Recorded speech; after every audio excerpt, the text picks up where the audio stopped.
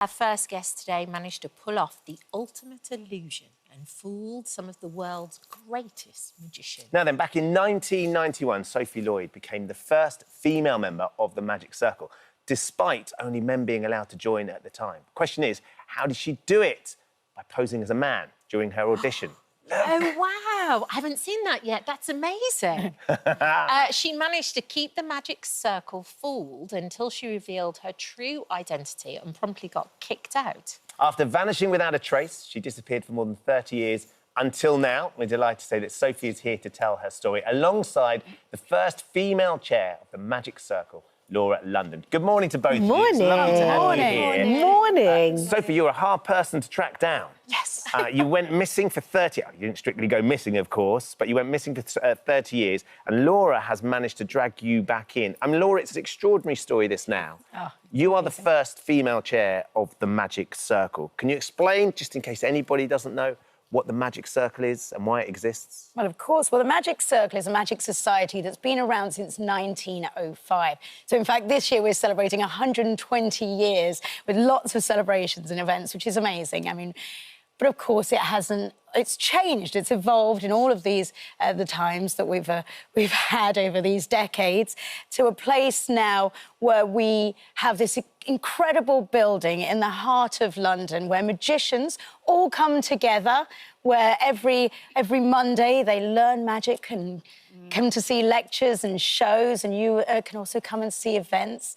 So it's a really special place. And I mean, it's always been a special place. We've got 1,800 members, with our latest being Sophie Lloyd, of course. And I'll bet you it's a place where magicians can learn magic and get together and share. But getting into the Magic Circle isn't easy. Really It's tough. still very strict, isn't it? What are the criteria? Well, it's incredibly hard. Of course, you have to do an exam in front of examiners. You perform magic. You are judged, or you are scored based on your presentation and skill. So you have to have both of those in spades to pass. And, well, we know someone that managed to do that. So, yeah, it's not an easy thing to get into. And, and as a consequence of that, all the magicians that get together share really, really extraordinary magic. Yeah. So, Sophie, how did you first get into magic and what made you want to be a part of the Magic Circle? Well, I came to London from Devon, where I was staying at the time, and I went to mime school in Hammersmith, and I met a magician who was there at the same time. And we got very, very friendly with each other. I mean, a dear friend. And she desperately wanted to get into the Magic Circle, but they just wouldn't let men in. Anyway... Because it was only men allowed back then? Yes, only men in the night. Yeah, only men. And so Jenny one day said to me, and this is not to do with this particular thing, she said to me, you know, I've got an idea. You could play... Would you like to be my assistant? Right. And I thought, oh, yeah, that's good. I was a young actress, you know. Yeah. I thought, oh, you know, it was all dazzle then in the 80s and 90s. So I thought, yeah, I could do that, you know. I really thought... Stars in your eyes. Oh, I loved it. And she goes, oh, no, it doesn't work that way. Oh, no, I'm going to... No, men have women and women have men. You're going to be male. And I went, oh, OK. And so you were disappointed about the idea of having to play a male character? But yeah, I was actually. And so I went over initially to play Claude, not seriously. I had an island wig and we did show after show after show. Went on really well, took it all over the London. And then she said to me, I've got the most wonderful idea. You could play my little boy. And I thought, oh, yeah, I could do that. It's easier to play a boy anyway. And so I was small, etc. But we still had to do the pretence of getting a body made, you know, the foam body, you had plumpers in those days on braces to pull out your face, because I was in my 20s. Yes, OK, yeah. I had to look younger in a proper wig, not an island one this time, etc. Anyway, looked really, really good. And then we were doing a gig, and literally, she took this boy everywhere. Went to Hippodrome, went to Stringfellows, even so much that we actually went to... And she said to me, you know, why don't we go to a children's agency and say how good you are? And I mean, it's a big one. And I went, oh, I don't know. Yeah, OK, let's go for it. And they totally loved it. The little boy did, he was 12, he did... And they all thought Tim you were Potter. a little boy? Oh, yeah. No one at any point... Absolutely not. So when did the idea to take Timmy Potter, I think was the name of the character, right? When was the idea to get Timmy Potter to audition for the Magic Circle? Right, how it happened was they actually took me on the books And The child's agency? Yes, 3 weeks later. But obviously, I didn't, couldn't do that because of no. But anyway, and then she was really impressed with that. That was it. She thought, wow, this is brilliant. So we did a gig. I was staying over one night, banged on my door and said, I've got the most amazing idea. She had a lot of amazing ideas, didn't she? And I went, oh, no, not another one. She said,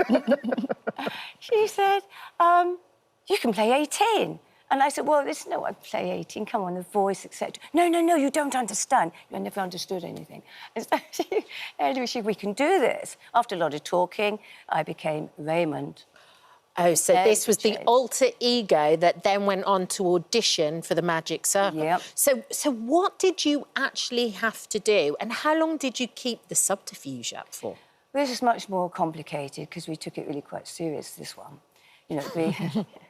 It took 18 months. We had to completely transform him from a child, back to the wig makers again. And we had an older wig made for an older child. Yes. An 18-year-old for that era. We had to work on his kept the glasses, actually, didn't change it. But the plumpers had to be changed. And then on braces, a bit of plastic either side, and you put them on. But this had to be more elongated. So it's significant. I mean, you're not just walking in and you're really going to town on the whole look and the feel. So how did you feel when you auditioned? Because getting into the Magic Circle, as we've just been discussing, is not easy. No, it wasn't. And also, we had to have a new body made because it had a more older body and it wore gloves. Right. And then To disguise your hands? Yes, with a little boy, you didn't have to do that. Does that make magic trickier, though, because you've got gloves on? And what about your voice, Sophie? Well, that was it, you see. It was a silent act done to the entertainer, the piano rag music. Of course, Scott Joplin. Yes, that's fine. I have that as a ringtone on my phone. Still now? Yeah, even now. Don't I? And, that was much harder. The actual Jenny taught me for 18 months, and she was amazing. It's all Jenny's idea. Yeah. I mean, and I have to say, I'm not, she was a brilliant magician. She worked with many top magicians. She sounds like a proper mastermind as well. She does. It was all Jenny's idea, yeah. And we did Jenny did the whole routine. She played my manager that went to she was brilliant, actually. It was a 20-minute routine. And you could either choose your own venue or you could do it at headquarters. And we thought, no, we do our own venue. And we performed in front of 200 people and 3 examiners. Yes. And it was, it all went well. Wow. And you got in? Yeah. Well... No laryngitis. Oh, yeah. And it all went... We did a lot of sleight of magic and big pyrotechnics, which was my thing at the time. I love pyrotechnics. Couldn't do that now because you couldn't. But at the end, they just wanted us to...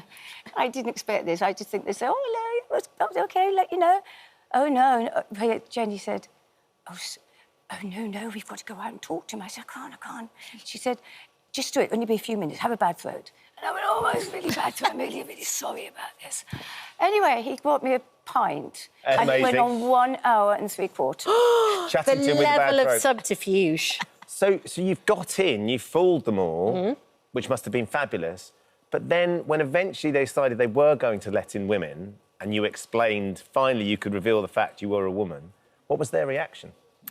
That was disappointing. I mean, I wasn't too bothered, but Jenny was mortified. When she found out that women were actually being let in, she gave them actual... I don't know how she did it. I think it was just a telephone, actually, call. And she said to me the next day, well, that didn't go well. Anyway, we left it because she was so excited. She knew these people. A lot of them were her friends. And she said to them, she thought they were going, oh, you're so clever, Jenny. Yeah, and all of course. this, that, the other. And it was so different. 3 days later, we got a letter to say, right, you're expelled. And she was so upset. Oh. And we went to a convention as me. I never went as me. I wore blonde wig as Sophie and always went differently. And they snubbed her. But, however, things have changed. We're going back 30 years ago. Yeah. It's so different. Yeah. And now, Laura, things have changed. And now women can be let in. Well, yes, in 1991 they let women in. I was 8 years old when I fell in love with magic, but I'm very grateful to the fact that when I started discovering magic, women were allowed in. So I didn't really know any different. I can't imagine what it was like for someone like Jenny, who couldn't get in, who was going around doing extraordinary magic. Yeah. In fact, Jenny even performed at the headquarters in 1999 for the members on a members' night, and got a letter, which I've seen, that says, "Thank you for such a brilliant show. The members loved it." So, yes, it's changed, because I can't imagine what that was like being her. And now, though, we're such an inclusive, different place. I mean, I should say, we actually snuck Sophie in before the big reveal on a members' night, and we put her in the corner, and when any members came over, we said, "Oh, meet our friend Raina." Nobody suspected a thing, which was amazing. Now, of course, you know, it's very different. Everyone knows who she is. And in she's fact, back where she should be. yesterday we took her to a members' night, and she was there as a full member of the Magic The Circle. star of the show. It was amazing. Yeah. Well, look, thank you both for joining us. You're going to do a trick for us. We've run out of time a little bit, so what we're going to do is we're going to record the trick in the break, and then we'll put that on the app so you can see the trick that we were going to have here. But unfortunately, because it's such an incredible story, and we've told it so beautifully, we've run out of time. But thank you so much for coming in. Oh, Thank It's you. absolutely fine. It's a Lovely. pleasure. Thrilled that to you're see back in where you Yeah. should be as Thank well. you. It's really lovely. Thank you. And we'll try and dig out and put it on the app, your original appearance on This Morning, all those Yes, years that'd be ago. as well. wonderful. That'd be really lovely. Yeah. Thanks for coming in. Thanks for having you. us. Thanks, Hello. ladies. Thank you for visiting our This Morning YouTube channel. We upload tons of new content every single day. So hit the subscribe button, like all the videos, and don't miss out. We'll see you in the morning.